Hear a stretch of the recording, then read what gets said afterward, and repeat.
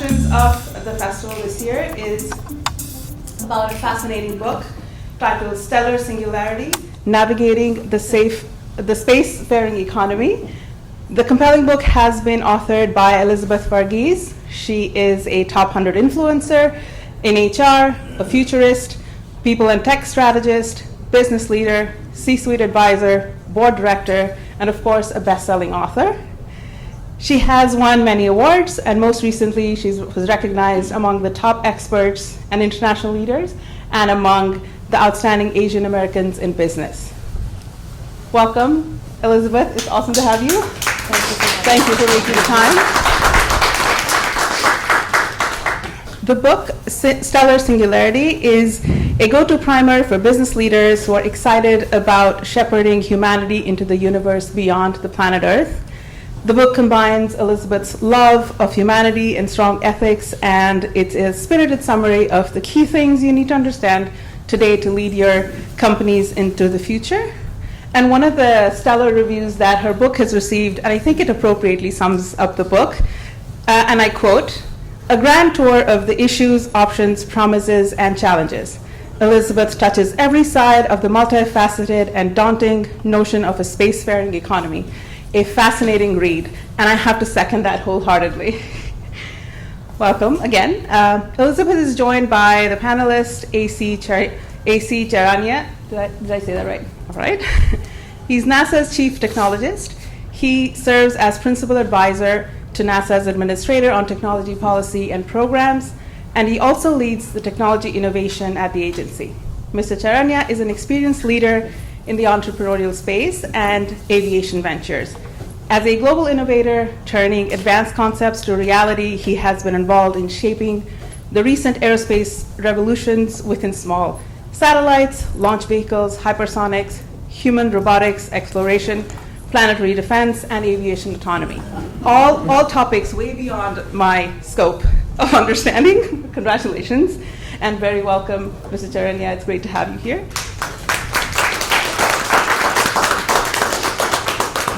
This promising session is going to be moderated by Professor Priyamada Natarajan on my extreme left. She's an astrophysicist who maps the unseen universe, invisible entities like dark matter, black holes, the dark energy. She is the inaugural Joseph S. and Sophia S. Furton Professor in Astronomy and Physics at Yale University, where she's also the director of Frank K. program in Science and Humanities. In addition, she holds academic positions at University of Copenhagen, University of Delhi, Harvard University, Flatiron Institute in New York City. She is a recipient of many awards and honors for her work, including the Liberty Science Center Genius Award, the Emmeline Conlon Bigelow Fellowship at Harvard, a Guggenheim Fellowship, to just name a few. Professor Natarajan is a leader in her field and also an award-winning author herself for her book, Mapping the Heavens, the Radical Scientific Ideas That Reveal the Cosmos. A very warm welcome, Priya. It is great to have you, and thank you for being here. And last thing before I leave you to this esteemed panel is that following the talk, Ms. Varghese will be available for book signing and meet and greet. I encourage you to take that opportunity. It's going to be outside to your right. And with that, I hand it to you, Professor Natarajan. Thank you. Thank you so much, Urvashi, for those very generous introductions to all of us. I'm absolutely delighted to be on this panel. I mean, it's a real dream to have two people who've been looking at the future with different lenses that obviously do intersect, and intersect in very, very important ways that are of great import to all of us who are. Some of us are more direct, and some others of us are indirect participants in the upcoming space economy that is going to be very much part of our lives. So I just want to start out, just dive in, because lots of wonderful questions, and I'd like to hear what you have to say. So I'd start off with Elizabeth. So I'm kind of curious what got you, looking at your path through your professional life.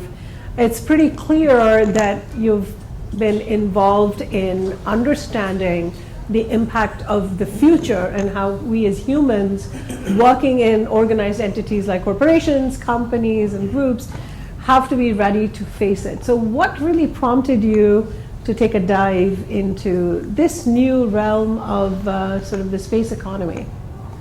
So, I've always been fascinated by space, and growing up in India, we didn't have a lot of resources. We had National Geographics, and that's how we got our taste of what lies beyond us. And I've always, it's kind of been a subtext of the work that I've done, and the way it applies and transforms our life, I think, is what's become more real in the recent years with space exploration. So I really approached the conversation the way I think about it in my own head. So what are the implications of this increasing space exploration, and why is commercial space exploration going to change what we're doing, and the scale of it? How is that going to transform our society and our global community? So a lot of what I write about is based on the application of the emerging technology from the space arena, and how it has to be navigated through our geopolitical constructs, through our ethical constructs, through our understanding or lack of it, of what sentience is, and ultimately the humility of acknowledging that we don't know what we don't know, and there's so much left to be learned. Yeah, I think AC will agree with me that in a way, when you work in astronomy and astrophysics and space science professionally, it's very humbling. There is no other way to approach the attitude, right? There's a lot of cosmic humility, because you realize the conspiracy of circumstances that has permitted us to actually be here in the first place in one little pale blue dot, and to be able to understand all of this about the universe and make these new kind of forays into space.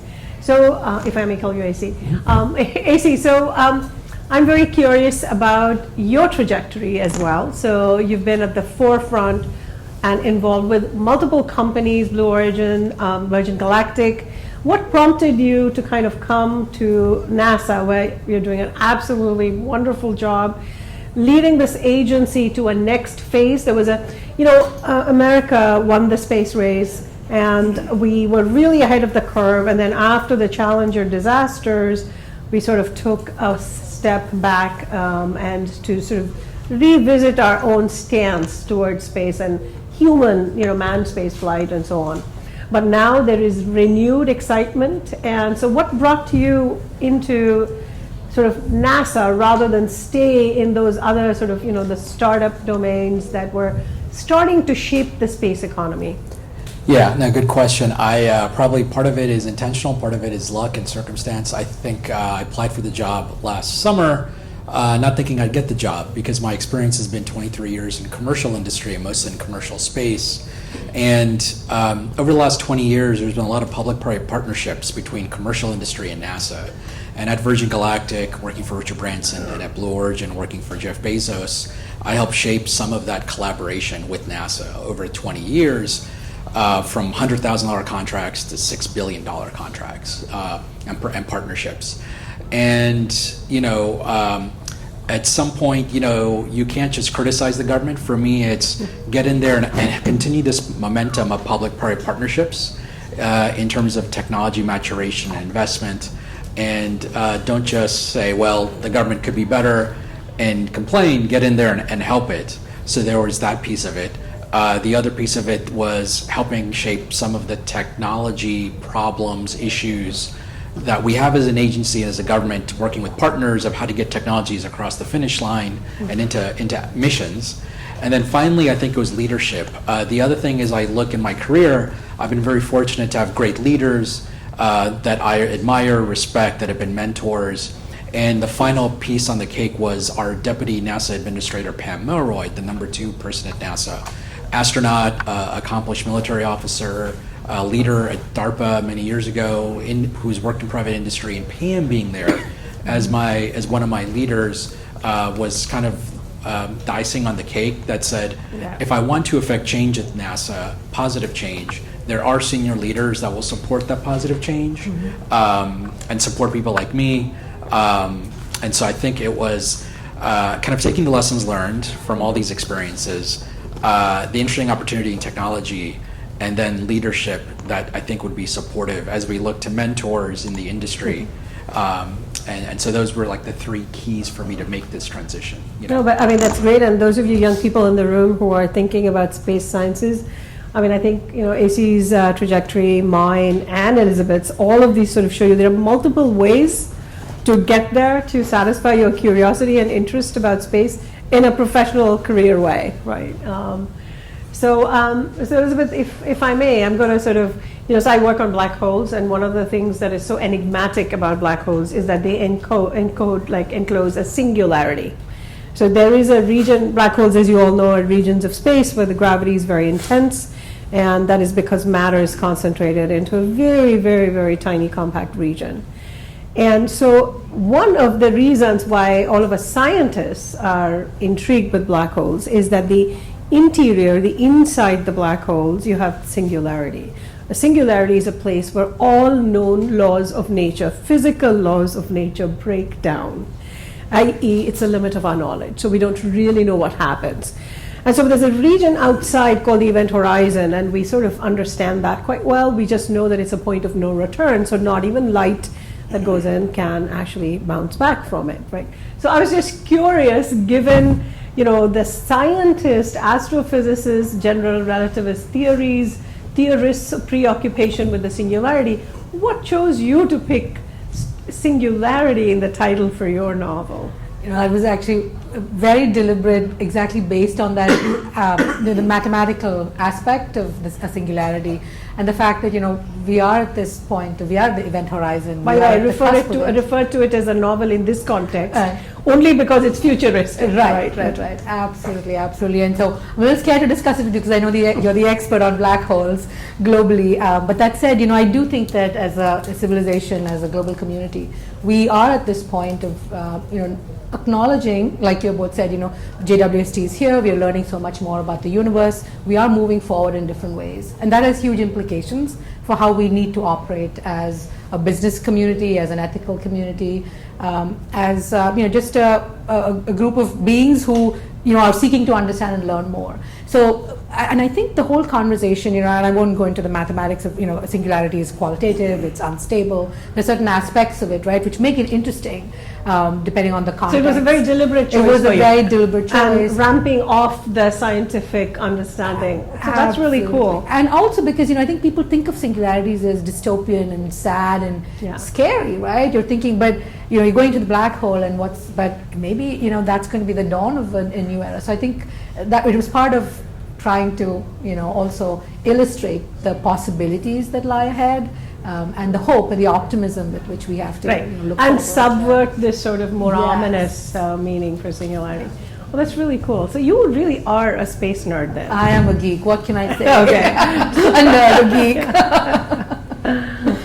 But so Izzy, I would like you to share with us whatever you can share, if it's not super confidential, what NASA's, NASA has a lot of wonderful plans coming up for the moon and beyond.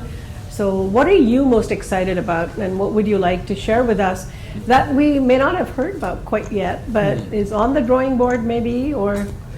Yeah, probably a few things. One is we are, the first thing in NASA is aeronautics. So we actually are investing in aeronautics technologies in terms of how we deal with unmanned systems, uncrewed systems, how we look at future technologies that are much more efficient. So we're actually working with Boeing on a public-private partnership for a new kind of airplane that will reduce carbon emissions 30% to hit multi-decadal goals to reduce emissions. So we're working on that. We're also working on the X-59, which is a quiet supersonic jet demonstrator, which is basically going to go about Mach 1.2, 1.3, crisscross the nation and really try to get data on lower impactful sonic booms, so we could do supersonic travel on land. So those are two aeronautics projects we've got going on. I'm also very interested in two other things. One is the moon, and so we are trying to return humans to the lunar surface after 50 years, including the first woman and person of color. So our plan is a series of missions we call Artemis, and I actually have a whole bunch of pins afterwards that I can provide you for the Artemis program. I'm wearing mine. You're wearing one? I'll put it on. So Artemis is the sister of Apollo. So Apollo was the name of our program in the 60s to land humans, and now our new program is called Artemis, and the plan is to not only go, but to go repeatedly to multiple sites and have a sustained presence on the moon use that experience to build our journey on the way to Mars. And so we have Artemis 1 last year that we launched without people. We have Artemis 2 that's going to launch next year with 4 crew that will go around the moon, including 1 Canadian. And then that will build to Artemis 3, which will be our mission to land humans at the South Pole to stay for 6.5 days. And we're also working in partnership with industry. So we're working with 2 companies, SpaceX and Blue Origin, to develop the actual crewed landers. And I'm very excited about those landers because those landers are single-stage landers with humans, so they land on the lunar surface and take off. There's no 2-piece lander kind of architecture like we had in Apollo, which is kind of unique. And also both of those companies, their architectures are propellant depots where they refuel the lander in space. So you don't take all the propellant with you, you send up a lander without humans, you refuel it, and then that rendezvous with our capsule called Orion, and then the crew goes down to the lunar surface. So that's pretty cool. And then finally, Mars. We are working, we have rovers on Mars, orbiters around Mars, and other nations as well. And we actually have a helicopter flying on Mars called Ingenuity that's done about 60 flights. So that was a tech demonstrator mission we sent with our rover, and now that technology is currently being planned to be used on our sample return mission. We're going to return samples from Mars, and we are going to send future helicopters on those missions to pick up samples that are lying on the Martian surface. So like, does anyone know what this is? So there are about several dozen of these on the Martian surface today, several in a lander rover we've got, and 10 of these are deposited on the Martian surface in a particular crater. And so in the future, when we send our sample return mission, it's got the rocket that will send the samples back up to Martian orbit, but how is it going to get the samples to it? Well, it's going to have 2 helicopters, and those helicopters are going to go and pick these up that are on the Martian surface, and that's a backup system we've got. So we're actually going to use helicopters in the future to pick up samples like this that are currently sitting on the surface of Mars.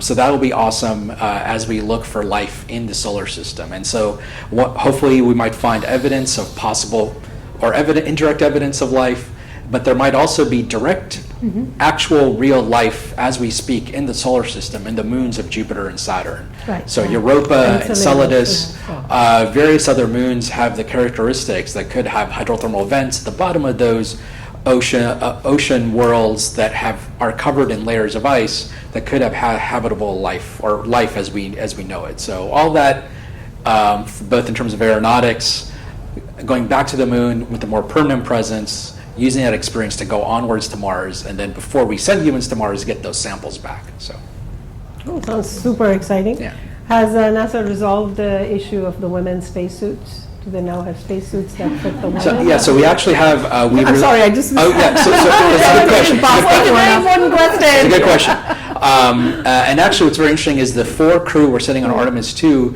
consists of 1 Canadian and 1 woman. And actually, I like that you call Canadian out separately. Canadian separate, yeah. We just 1 Canadian. And so yeah, they have different suits there. But we actually have contracted out, once again, in terms of public-private partnerships, we've actually contracted out the development of our lunar spacesuits and next-generation low Earth orbit spacesuits to commercial industry.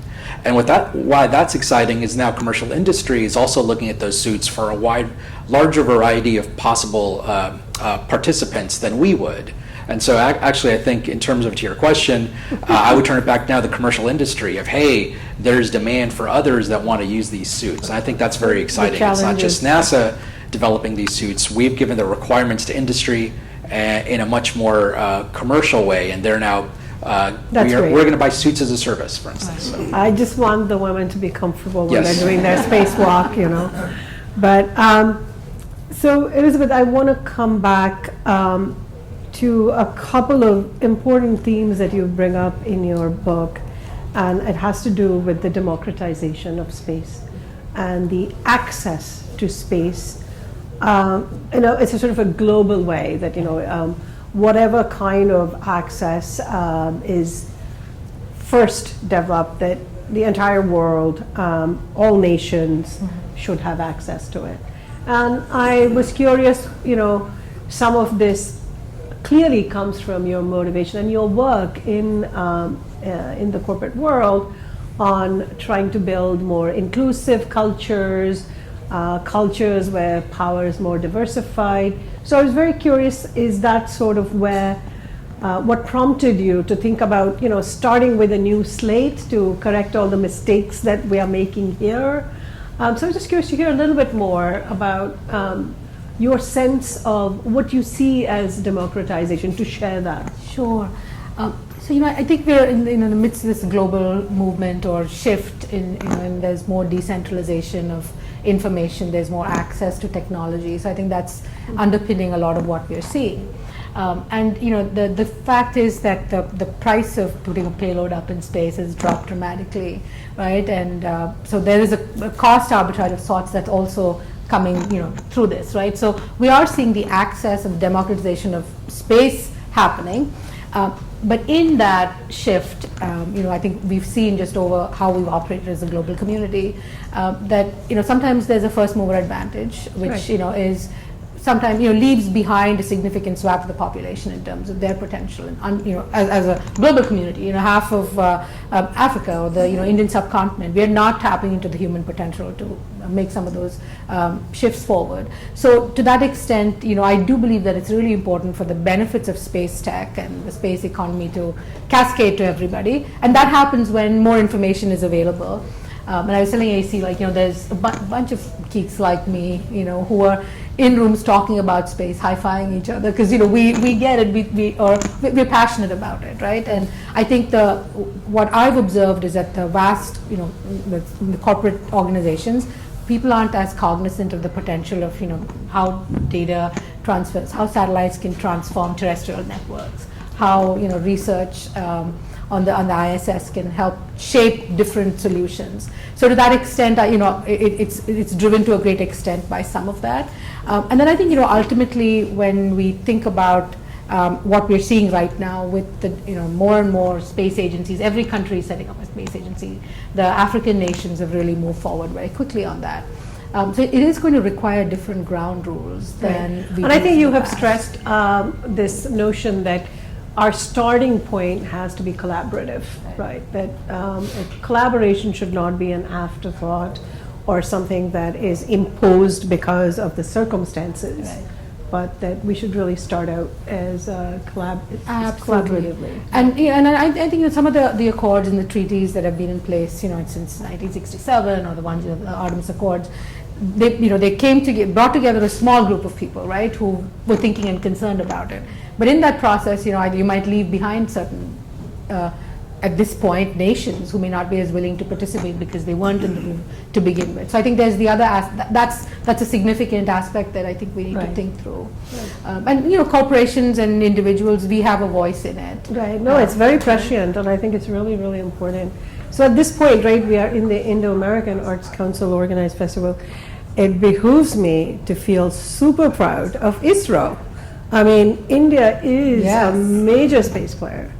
And I think I want to echo the words of our leader who pointed out that our space missions are so tight, lean, and mean and efficient that, in fact, one of them cost less than the movie Interstellar to make, right? So, AC, what do you think about India as a global player and the fact that, in the Middle East there is interest, there is, so the space economy, there's going to be a competition for Blue Origin, SpaceX, and Virgin Galactic from around the world. And as you said, it's sort of more ISRO is entirely government funded, but very autonomous in its functioning. So do you see lots of different other models getting to be competitive with NASA and the American-focused sort of corporate space companies here? I don't know, trends I see are that the commercial space revolution we have experienced over the last 20 years that I was a part of, other countries are trying to see how they can leverage that. So in Japan, there are several startups that have seen the efforts here in America, in Europe, even the European Space Agency, and others are looking at how to leverage some of that commercial dynamism in Europe.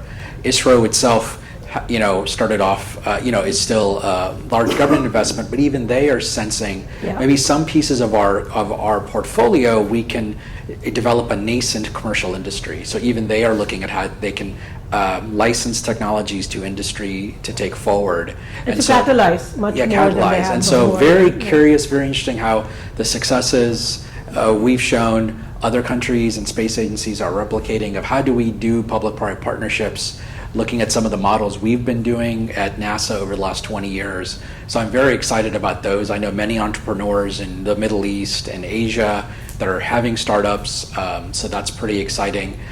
Incredible capability, competency, energy in India. Specifically, I was at the Indian Embassy when the Chandrayaan-3 landed in DC, when the Chandrayaan-3 spacecraft landed successfully on the moon. And there's even more there in terms of India. India has a later moon mission with Japan, and in terms of a robotic rover that they would deliver for the Japanese. We are actually working with ISRO on a joint Earth observation spacecraft called NISAR, which will launch next year. And that's actually using 2 radars, one provided by India, one provided by NASA, to get centimeter level resolution of Earth objects on the planet Earth. So looking down. Looking down, but I think lunar exploration, more Earth observation, leveraging the dynamism within the subcontinent, within the entrepreneurs that are out there, and I think success builds upon success. So I think the Chandrayaan-3 success, as we saw, has had the government think about even more substantial capabilities. Now India is also developing their own homegrown indigenous human spaceflight capability. So they are developing a capability to launch humans independently of anyone else, which will be a great asset multiplier to our allied nations who are launching systems up and humans up. So that will bode very well for the kind of this century. Like for instance, there's a thing called CubeSats, which were very small satellites that were like 10 centimeters by 10 centimeters by 10 centimeters, and this was started as a university standard more than 20 years ago. And people that Just started little experiments. They're right? experiments. Yeah, student designed. Students, and those students that built those in college started companies that built larger ones and larger ones and larger ones. So even those space agencies that are very small today, I look at the perspective of 20 years ago, how people, whether they dismiss commercial space or this CubeSat form factor or other technologies that have grown over 20 years. And I'm very excited that as we go onto the lunar surface, we're not going alone. We talked about the Artemis Accords. We've signed almost 30 nations to those accords, and now looking at how we can leverage, harness those capabilities across those dozens of countries to do more on the lunar surface and in lunar orbit, and also joint missions to asteroids or to Mars. So I'm very excited, not just about the commercial entities in the United States and NASA, but all these new partners that will emerge, and then the commercial companies that will emerge in those nations as well. Like a whole new ecosystem is going to emerge, right? And a landscape of players that one can't even imagine now. Yeah. Unless you have people like Elizabeth, who are like looking and imagining what could be. Right. So I was curious, right? In the book, you also mentioned the Antarctic Treaty as a template for sort of space treaties. And I was curious if you could share a little bit more about what do you think is going to be different compared to terrestrial, sort of mapping the Earth and sort of territorial partitioning and sharing. How do you see space as sort of different? So the interesting thing about treaties, right? So they've been around, and I think about the Treaty of Tordesillas in 1506. Where the Spanish basically decided to carve up the New World, right? Citing non-temporal authority, right? God that helped help them stabilize their decisions, or they drew their authority from that. And I think in the space industry, since in 1967 we had the Outer Space Treaty. So we've seen treaties emerge. They've always been from the perspective of for who is it utilitarian, right? So at the height of the Cold War, we had to set some treaties in place. Post that, with Eisenhower's, some of those principles led to the treaties. I think what we saw with the Antarctic Treaty, but let me just back up. I think the interesting thing about these treaties have always been, it's been a negotiation. Like, so you get North America, you get Louisiana, and I get South America. Right. There's this, line The question drawn. is who's at the table, Who's right? at the table? allowed to be in the... Exactly, who's allowed to be at the table. And I think the Antarctic Treaty is interesting and different because, up to the 90s, we were like dumping there, even though there was a treaty in place.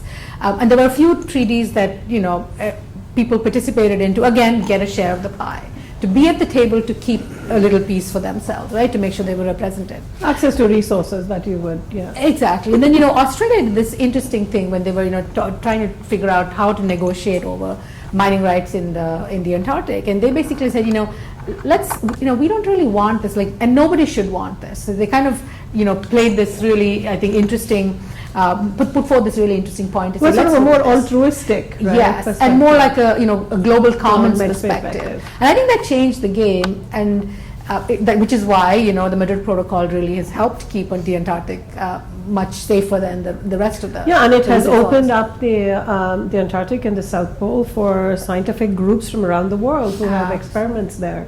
Absolutely, and so I think to that extent, it gives us hope that it can be done. Mm-hmm. We've done that collaboratively. We've actually come to agreements that aren't zero sum and are not purely negotiated. So I think in the arena of what we do with space, whether it's how we manage RSO's residual space objects, or what are the guidelines for what happens when space debris falls on the Earth. I think it gives us a rubric to start thinking of some of those things. But isn't the question, as always, right, about policing when there are infractions, and right. How do you? So who is going to hold everyone accountable?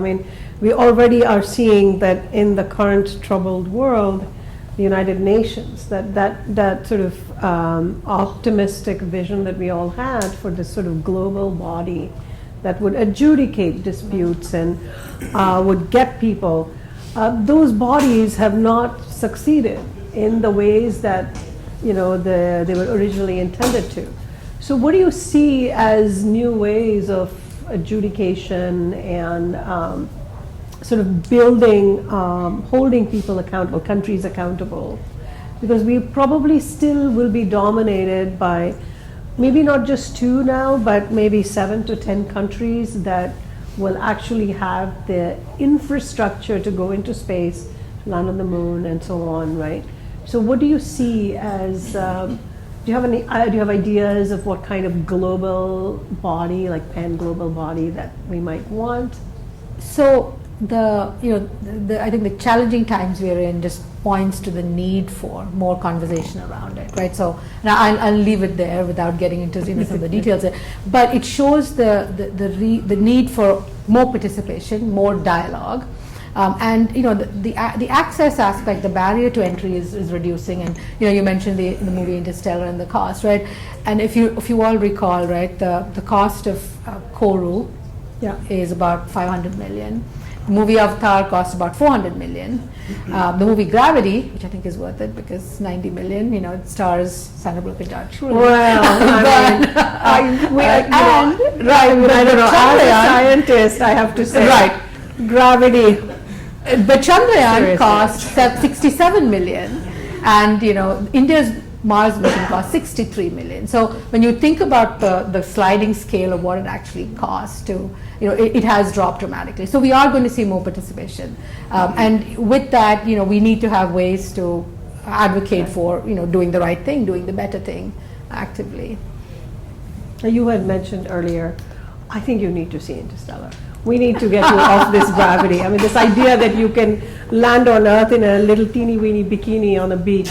This right. Let's get real and let's stick to the facts. And so, which brings me to the fact that one of the big challenges that we currently have as humans is that radiation from space is not something our bodies are able to manage. So despite all our dreams, wanting to live in little pods on the moon or Mars or whatever, aside from the fact that I think, leaving Earth just because we've messed up the planet and we don't want to deal with climate change, and look for another abode. That's very poor motivation, in my opinion, my personal opinion. I think there's still time. This is the only planet that we know have and that can nurture us, and we need to take better stewardship. I want to come back, AC, to you a little bit about sort of these challenges of radiation, right, have not yet been, so humans really being on the moon for any extended period, and I mean beyond like hours, or even a day or two, or forget about Mars. It's a complete non-starter at the moment, given the radiation backgrounds that you'd have, not just getting there, but actually being there for any length of time.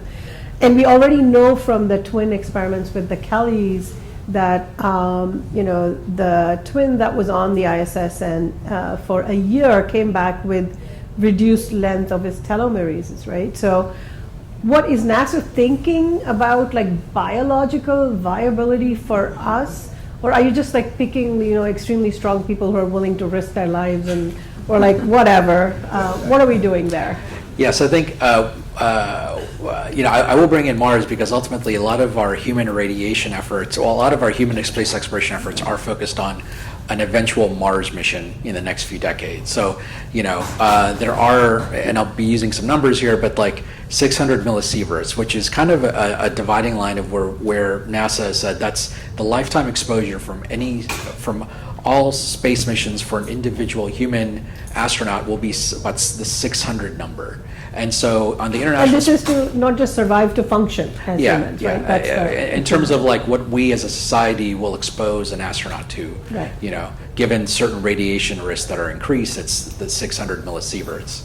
Now, the International Space Station experience has gotten that number, not 600, but like 100, 200 in terms of our experience for long duration International Space Station, 1 year kind of missions. The Russians have had even longer missions that have gone above that number a little bit. When we look at lunar missions, like this Artemis 3 mission I mentioned, that would probably be a 40-day mission where you spend 3 days out, you're orbiting lunar orbit, go down for 6.5 days, and you come back. So plus or minus some margin, maybe a month or so, plus or minus. So that kind of experience would give you probably, given the radiation, and we're interested in one coming from kind of high proton kind of events from our local neighborhood in the sun, and then these galactic cosmic rays and kind of, once again, mostly protons kind of coming in from outside the solar system, maybe supernova. But not entirely predictable. And those are not entirely predictable. The sun, we could have measurements, we could have instruments, and sometimes we do. So to about when those might happen, these galactic cosmic events, we might have some technologies, but it is sometimes unpredictable, much more dangerous. Now, so we are working, and I think in terms of the overall radiation exposure to an astronaut heading to the moon or Mars, there are like certain levers you've got.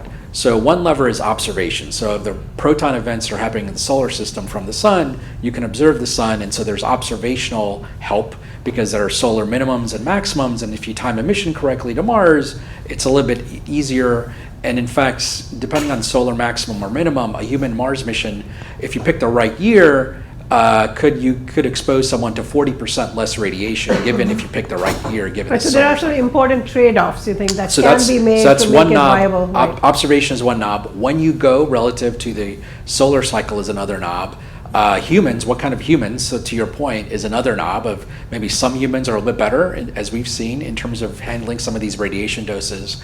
Shielding is another knob, and then your propulsion technology is another knob. Given, Mars could take you 18 months, 24 months, could also take you 3 months. Mm-hmm. But once again, that depends on, are you using liquid rocket engines, are you using a nuclear thermal rocket that's propelling hydrogen at very high heat from a nozzle? And so all these knobs in combination, and then there are even some novel technologies like kind of electromagnetic shield technology that you could imagine could help. And then in addition, there are countermeasures. So all these various knobs and tools and techniques could, we're looking at in different ways. For a human Mars mission, do we put kind of data collection spacecraft? What are some countermeasures for the moon and Mars? Mm-hmm. For galactic cosmic radiation? Okay, well that's going to be very tough. For the moon, probably We can handle that risk. For Mars, that is something we'll have to think about.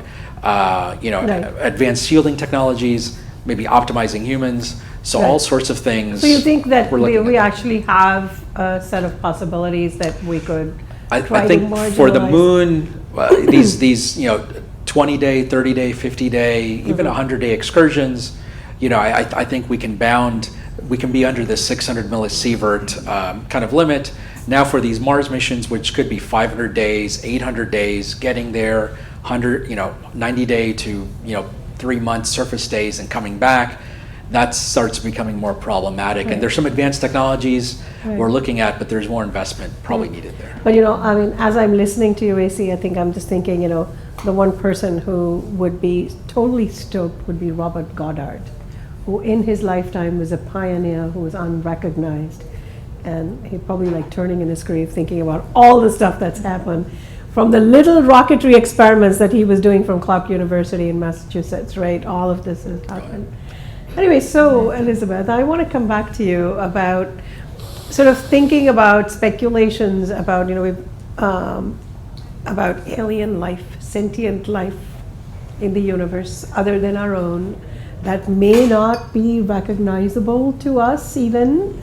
And I think this reminds me of the famous quote by Stephen Jay Gould, who said, even on Earth, because there's so much randomness and stochasticity in evolution, Darwinian evolution, that if you roll the tape back and you roll it back again, it may not end up with us. It could be quite different, right? So given that you have this sort of imagination as well as sort of practical sort of bent of mind, what is your feeling about sentient life in the universe? I think what we know is that we don't know everything, right? Right. So I think that's the fundamental principle. So I think we have to accept that. And I think our research has shown over the years that, there are kinds of life that we don't recognize, right? So extremophiles and barophiles who live in the, thermal The hot depths of the springs. ocean. Yeah. Right. There are tardigrades who, we think, we don't know anything about them, but they can survive in space for long in a tuned state and come back, revive themselves. So I think the main thing that I write about this in the book is we have to shift our rubric of what do we mean by life. Like, do we understand what life really means? And I think that's the first step. Well, it's a hot more debate than- right now between That's the right. chemists, the physicists, the biologists. Right, and we've looked for carbon as the signature of life, and it needn't be carbon, right? There could be a silicone-based life form. So I think the science is reminding us that there's more that we need to seek and understand. And then we have to, because I'm a data person, right? And you're a data person, and you are absolutely right. I think the mathematical probability, like the way Francis Drake lays it out, or even if that's if you just go by the pure math, by pure numbers, it just bears significant investigation and seeking for us to understand. So I think like it's like in the Friends episode, right, where I think it was Phoebe giving Ross a hard time about dinosaurs, and do you really know? No, I don't really know. So I think that's where it's at.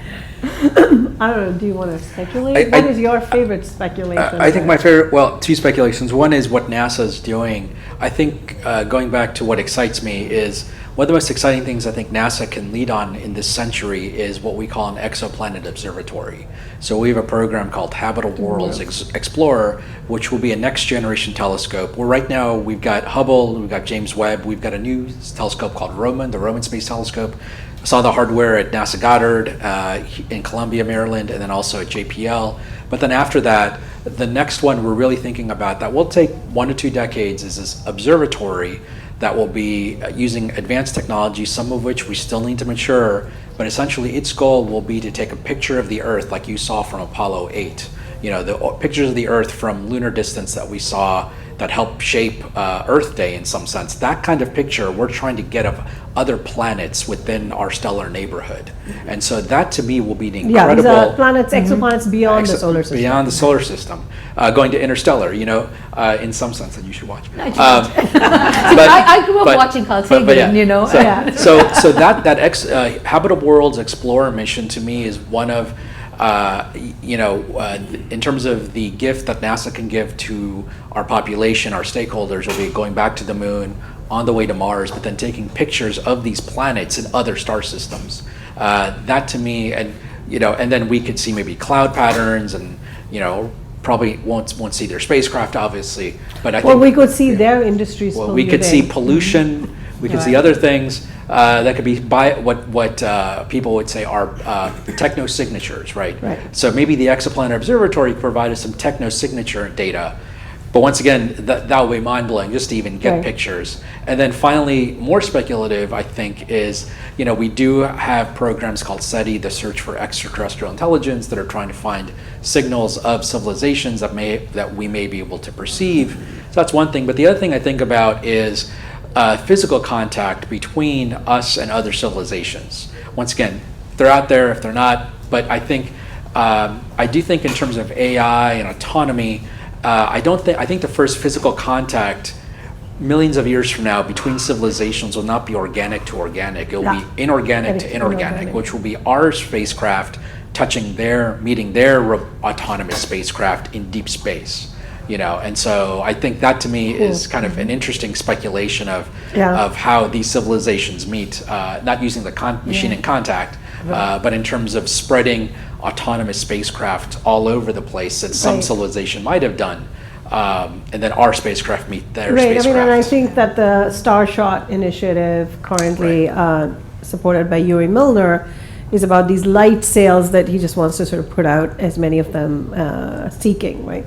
I don't know, I'm much more modest in my speculative dreams. I would just like sentient plants. There's an 18th century book called Lumen, which is about, I was just deeply influenced by that book. And I also love my plants a lot, and I talk to them anyway, but I just think they'd be great if they talked back, right? So maybe they do. Yeah, maybe. I think they kind of do, but I don't get it. But anyway, so I think before we close, and I would like to open up for a few questions from the floor, because I know many of you are probably bursting with questions you'd like to ask. I know I see you are involved in a lot of advanced quantum technologies. Right. So another sort of new technological frontier that is opening that has probably larger implications for life on terra firma rather than space so much. So do you want to give us a brief... Yeah, so there's a word quantum, and in some sense we live in a quantum universe, as you know. So, but there are some quantum technology areas like computing, sensing, algorithms, communications, and particularly what gets to me is quantum sensing, as we call it, using quantum entanglement and these kinds of very spooky kind of interactions between particles. But we can leverage these interactions of these atoms at very cold temperatures to get high precision gravity measurements. And so, we have a mission called that orbits the Earth that gets high resolution gravity measurements that can maybe determine, let's say, the water content on the state of Texas. So we're the water table in the state of Texas. So we have spacecraft that can get that data. But quantum sensors using these entangled particles can get data at the scale of counties.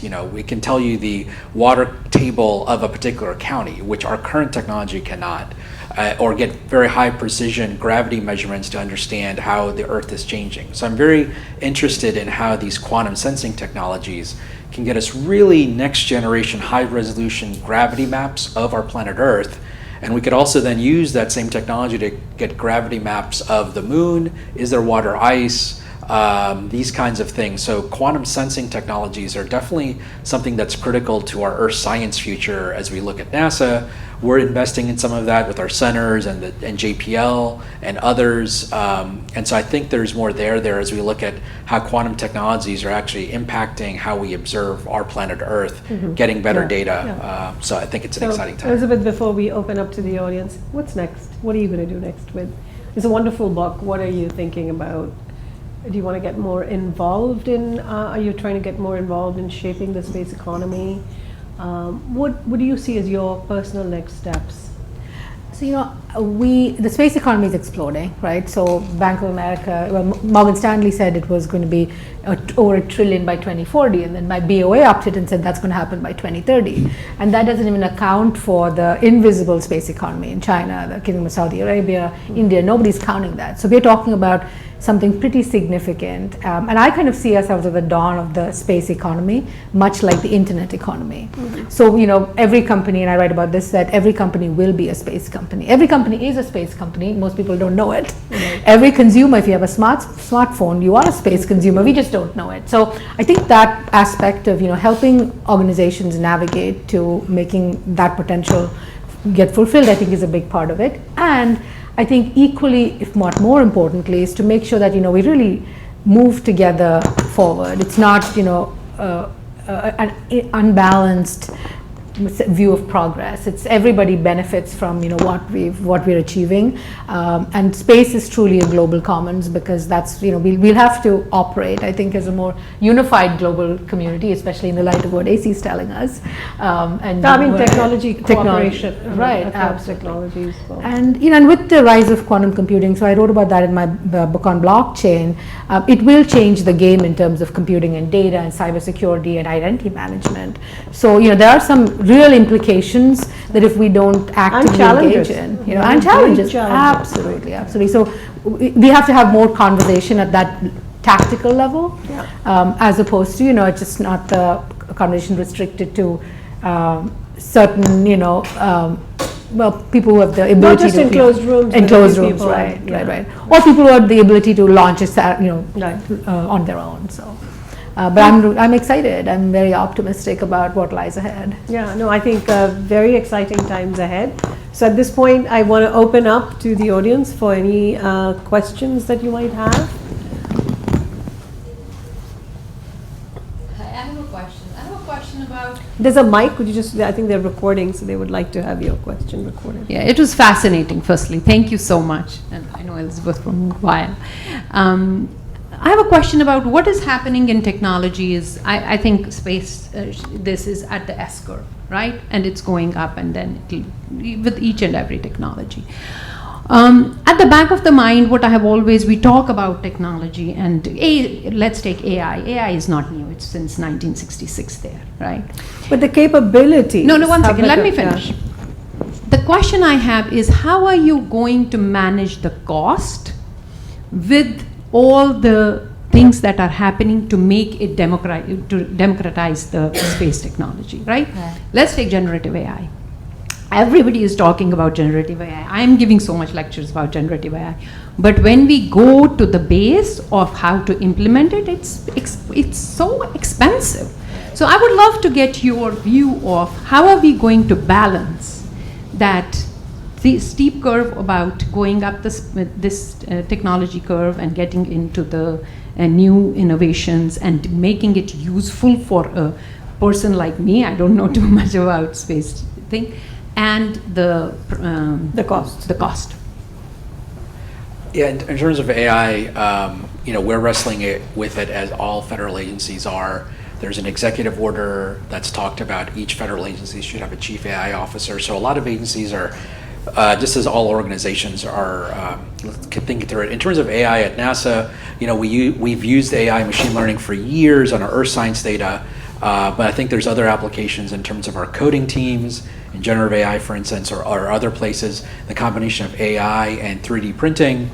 We have researchers who are looking at the interface of those. So to your question on cost, I think it is a question of tool sets that we can offer to our civil servants and industry that at the end of the day will, I think, actually reduce costs. And what I mean by that is I think the power of AI, machine learning, autonomy will be to reduce the number of humans needed in mission control centers, reduce the number of humans that need to review documents or can extract information from documents. Like for instance, we have a lot of companies and NASA that do liquid rocket engine testing. These liquid rocket engine tests have video of these great tests and pictures of the engines after these tests. Well, do we want to put humans in front of these computers watching hours and hours of video of liquid rocket engine tests when they could be used for more useful purposes? So can we apply some of this autonomy AI to those data sets? And so I think at the end of the day, the net, it will be, I think the potential is, and I think we can see it we can generate structures for future spacecraft that no human could ever have imagined using AI. And so that saves money because it makes the spacecraft lighter and then cheaper, and maybe easier to manufacture with 3D printing. It can help our coders code faster. It could help leverage, analyze all this data that we're generating. In some sense, NASA is a space agency, also a data agency. We're generating so much data from Earth, low Earth orbit to Mars, and processing all that data more efficiently. So I think, actually, to your point, there is some upfront investment, making sure people have the right tools. But then I think long term, the aggregate, it will be a net financial benefit, I think, as I look at it. And I just want to add one more thing. I do think competition and access will drop the price down. So as you get more people in more countries involved, it's going to happen as well. I think we can take one more question probably before the next session, right, in this room. Is that okay, or we should go? We should cut? Okay, so I think we'll carry the conversation offline outside. So thank you everyone for attending, and to our wonderful panelists.